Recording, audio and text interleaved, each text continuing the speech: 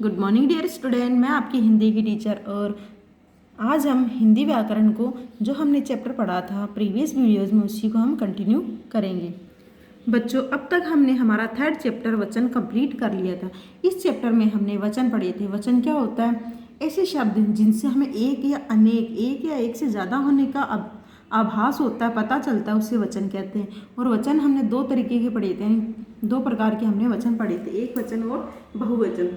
एक वचन वो वचन होते हैं, वो शब्द होते हैं जिनसे किसी व्यक्ति के, किसी वस्तु के एक होने का अगर पता चलता हो उसे एक वचन कहा जाता है। और ऐसी वस्तुएं या ऐसे शब्द जिनसे वस्तुओं के एक या एक से ज़्यादा होने का बोध होता है उसे बहुवचन कहा जाता है। आज इस चैप्टर के हम प्रश्न उत्तर करेंगे। देखिए बच्चों, प्रश्न उत्तर में देखिए वचन किसे कहते हैं, ये कितने प्रकार के होते हैं, हमें वचन की परिभाषा बतानी है और ये कितने प्रकार के होते हैं वो बताने। जैसा कि आप देख रहे हो मैंने पहले से लिखा हुआ है ताकि हम कम समय में ज़्यादा वर्क हम कर सकें। देखिए, शब्द के जिस रूप से उसके एक या अनेक होने का बोध हो उसे वचन कहते हैं। ये दो प्रकार के होते हैं। और देखिए, वचन ऐसे शब्द जिनसे किसी वस्तु के एक या एक से ज़्यादा होने का आभास होता हो उसे वचन कहा जाता है। और ये कितने प्रकार के होते हैं? ये दो प्रकार के होते हैं। आगे देखिए, एक वचन से आप क्या समझते हैं, इसके दो उदाहरण लिखिए। एक वचन क्या होता है? शब्द के जिस रूप से व्यक्ति या वस्तु के एक होने का बोध हो उसे एक वचन कहते हैं, जैसे गाय या मेज। आगे है बहुवचन से आप क्या समझते हैं, इसके दो उदाहरण लिखिए। बहुवचन क्या होते हैं? अभी हमने एक वचन पढ़ा था। एक वचन वो शब्द जिनसे किसी वस्तु के या व्यक्ति के एक होने का आभास होता है उसे एक वचन कहा जाता है, जैसे गाय, मेज। अब गाय हमने बोला तो गाय क्या है? एक वचन है। मेज क्या है? एक वचन। अब देखिए बहुवचन, शब्द के जिस रूप से एक से अधिक व्यक्तियों या वस्तुओं का बोध हो उसे बहुवचन कहते हैं, जैसे गाय, मेजें। यानी शब्द, ऐसे शब्द जिनसे हमें पता चलता हो कि ये एक से ज़्यादा है, एक है या एक से ज़्यादा है, तो उसे क्या कहा जाता है? उसे बहुवचन कहा जाता है। उदाहरण के तौर पर हमने सीखे थे गाय, गायें और मेजें।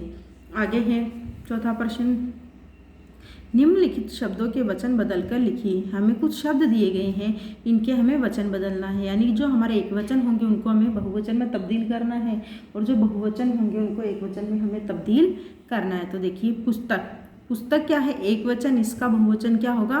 पुस्तकें। फिर है लताएं, लताएं, लताएं क्या है? बहुवचन, इसका एक वचन हम क्या करेंगे? लता। नदी, नदी एक वचन है, इसका बहुवचन करेंगे नदियाँ। आँख क्या है? एक वचन, इसका हम बहुवचन लिखेंगे आँखें। स्त्रियाँ, स्त्रियाँ क्या है? बहुवचन, इसका एक वचन क्या होगा? स्त्री। लड़का, लड़का क्या है? एक वचन, इसका बहुवचन क्या होगा? लड़के। कौवा, कौवा क्या है? एक वचन, इसके बहुवचन क्या होंगे? कोए। आगे हैं घोड़े, घोड़े क्या है? बहुवचन, इसका एक वचन क्या होगा? घोड़ा। तो ये हमने किए थे, वचन बदले थे, यानी जो एक वचन थे उनको बहुवचन में तब्दील किया था और जो बहुवचन थे उनको एक वचन में। तो ये हमने प्रश्न कर लिया। आगे देखिए, निम्नलिखित शब्दों के बहुवचन लिखिए। हमें कुछ शब्द दिए गए हैं, इनके हमें क्या करना है? बहुवचन लिखने हैं। जैसे लीची, लीची का बहुवचन क्या होगा? लीचियाँ। अब हमने क्या किया? हमने जो हमारी लीची में च में जो बड़ी ई की मात्रा थी उसको हमने छोटे ई में तब्दील किया और क्या क्या यूज़ किया हमने? और या के ऊपर हमने क्या यूज किया? अनुनासिक। आगे है लड़का, लड़का क्या है? एक वचन, इसका बहुवचन लिखा लड़के। आगे रानी, रानी क्या है? एक वचन, इसके बहुवचन रानियाँ। जो हमने यहाँ किया था बच्चों याद रखना, जहाँ देखिए अगला क्या है? रानी, रानी का हमने बहुवचन बनाया रानियाँ। तो जहाँ पे बड़े ई की मात्रा होती है हमें क्या करना होता है? उसका बहुवचन बनाने के लिए बड़े ई की मात्रा को छोटे ई की मात्रा में तब्दील करके अनुस्वार का इस्तेमाल हमें करना होता है। आगे है मेला, मेला के बहुवचन देखिए मेले। कलम, कलम के बहुवचन देखिए कलमें। वस्तु, वस्तुएं। थाली, वो जो सेम प्रोसीजर हमने कहाँ किया था? लीची और रानी के साथ में वहीं करेंगे हम। थालियाँ।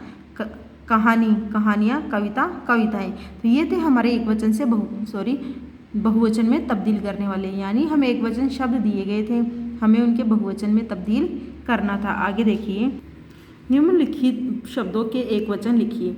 यानी हमें बहुवचन दिए गए हैं, हमें इन बहुवचनों को एक वचन में तब्दील करना है। तो देखिए किताबें, किताबें का एक वचन होगा किताब। कापियाँ, कापियाँ का एक वचन कापी। रुपए, रुपए का एक वचन रुपया। कथाएँ, कथाओं का एक वचन कथा। रोटियाँ, रोटियाँ का एक वचन रोटी। गेंदे, गेंदे का एक वचन गेंद। ग्वाले, ग्वाला। बल्ले, बल्ले का एक वचन क्या होगा बल्ला। गोपियाँ, गोपियों का एक वचन क्या होगा गोपी। तो ये थे हमारे एक वचन। देखिए बच्चों, हमने गोपी गलती से छोटे की मात्रा का इस्तेमाल कर लिया, लेकिन यहाँ क्या होगा बड़ी मात्रा का इस्तेमाल होगा। तो गोपियों का एक वचन क्या होगा गोपी। आगे प्रश्न है बहुवचन बनाओ। हमें बहुवचन बनाने। पहाड़ी का बहुवचन पहाड़ियाँ। कारखाना, कारखानों का बहुवचन कारखाने। नदी, नदी का बहुवचन नदियाँ। कपड़ा, कपड़ा के बहुवचन कपड़े। घाटी, घाटी के बहुवचन घाटियाँ। चमड़ा, चमड़े के बहुवचन चमड़ा का बहुवचन चमड़े। झाड़ी, झाड़ी के बहुवचन झाड़ियाँ। मौका, मौका के बहुवचन मौके। तो ये थे हमने बहुवचन बनाने। आगे है बहुवचन बनाओ। देखिए खिड़की, खिड़की के बहुवचन खिड़कियाँ। नारी के बहुवचन नारियाँ। टहनी के बहुवचन टहनियाँ। रानी के बहुवचन रानियाँ। पत्ती के बहुवचन पत्तियाँ। बकरी के बहुवचन बकरियाँ। आगे प्रश्न देखिए, शब्द के पीछे ओ जोड़कर बहुवचन बनाओ। हमें बहुवचन बनाने हैं, लेकिन शर्त क्या है जो अंतिम शब्द है उसके पीछे हमें ओ वचन जोड़ के बहुवचन बनाना है। देश के बहुवचन देशों। क्यों? क्योंकि हमने यहाँ क्या जोड़ा है श में ओ जोड़ा है। आवास के बहुवचन आवासों। युद्ध के बहुवचन युद्धों। रात के रातों। गांव के गांवों। सैनिक सैनिकों। लोग लोगों। मित्र मित्रों। ये हमने किया था ओ शब्द जोड़ के ओ वचन जोड़ के हमने शब्दों को बहुवचन में तब्दील किया है। अब आगे देखिए, निम्न में से बहुवचन शब्द हैं। हमें 4 विकल्प दिए गए, इन चारों विकल्पों में से जो सही बहुवचन है वो हमें चूज करना है। तो यहाँ चिड़िया जो है वो क्या है हमारा सही बहुवचन। आगे एक वचन का उदाहरण है। एक वचन के उदाहरण देखिए, संतजन, रातें, गाय, गाय या पत्ते। तो गाय क्या है एक वचन का उदाहरण। अब संतजन बच्चों, संतजन क्या है संतजन यानी संतों, जो संत जन होते संत लोग होते हैं उनको संतजन कहा जाता है। रातें बहुवचन है, पत्ते बहुवचन। तो गाय क्या हमारा एक वचन का उदाहरण है। तो ये था हमारा आज का वर्क। आज हमने क्या सीखा था, आज हमने एक वचन क्या होते हैं, वचन क्या होते हैं, बहुवचन क्या होते हैं, शब्दों के वचन बदल के लिखें, बहुवचन बनाइए और एक वचन यानी बहुवचनों को एक वचन में तब्दील किया। बहुवचन बनाना, शब्दों के पीछे ओ जोड़कर नए वचन बनाना और 2 बहुविकल्पीय प्रश्न हमने अच्छे से किए थे। आज आपको यही प्रश्न अपनी नोटबुक में राइट डाउन करने और याद करने हैं। मुझे उम्मीद है आपको ये अच्छे से समझ में आया होगा। नेक्स्ट वीडियो में हम नेक्स्ट टॉपिक कोई अच्छा देखेंगे। तो आज आपको क्या करना है, इस होमवर्क को अपनी गृह कार्य पुस्तिका में अच्छे से लिखना है और लिखने के साथ ही आपको याद भी करना है।